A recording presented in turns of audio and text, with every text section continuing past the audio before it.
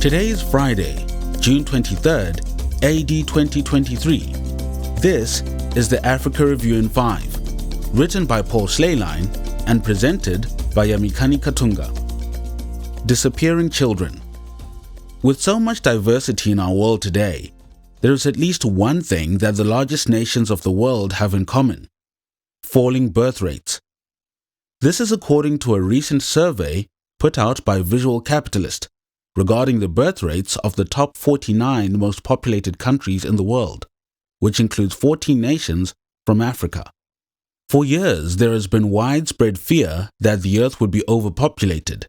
In 1970, biologist Paul Ehrlich published The Population Bomb, a doomsday book arguing that the world was overpopulated and that hundreds of millions would soon die due to famine and other causes. Of course, no such thing happened. Like many advocates urging depopulation, his predictions were as poor as his solutions were unbiblical. Part of his formula for lowering the birth rates was to legalize contraception and abortion everywhere. According to Ehrlich, children in the womb were nothing but fetuses anyway, lumps of skin that could be discarded at will. The solution was twofold: stop having new children and train your existing children in the fine art of sex education and family planning. But Ehrlich's view was not new. Nearly 200 years earlier, British economist Thomas Malthus argued that the food supply would not be able to keep up with the world's population growth. If the rapid runaway rate of population growth were a train, Malthus argued that it would take some kind of large boulders on the tracks, like war or famine, to slow it down. But God cannot be mocked. The theory of Malthus never came to be. Just the opposite.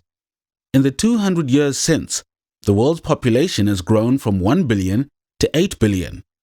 Recently, it has begun to plateau, and some think it may even decrease. Birth rates measure the number of live births per 1,000 women in a given population.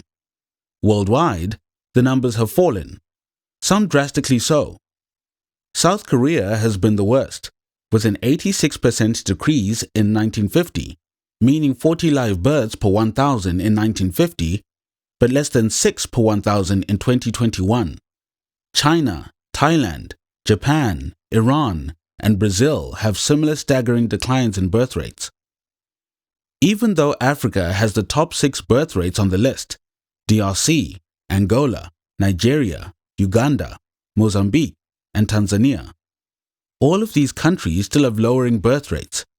South Africa, for example, births less than half the amount of children per 1,000 in 2021, as it did in 1950. Some people think these lowered rates are a good thing.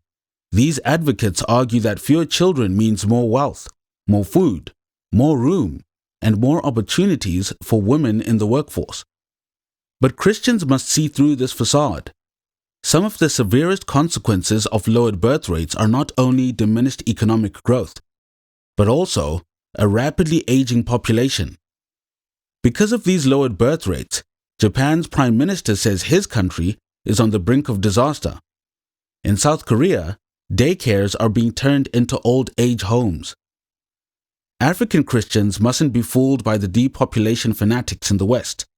Instead, they should look to Proverbs 14 verse 4 for guidance. Open quote. Where there are no oxen, the manger is clean, but abundant crops come from the strength of an ox. Close quote. The lesson here is that just as there are minor advantages to having no oxen, i.e. a clean trough, and major advantages to having many oxen, i.e. a great harvest, so there may be minor advantages to having no children, i.e. a clean house or maybe traveling, but major advantages to having many children.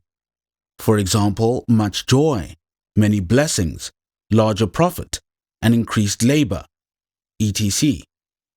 To get a large return, you've got to put much labor and time in the beginning. Why? Because kids are a worthwhile investment.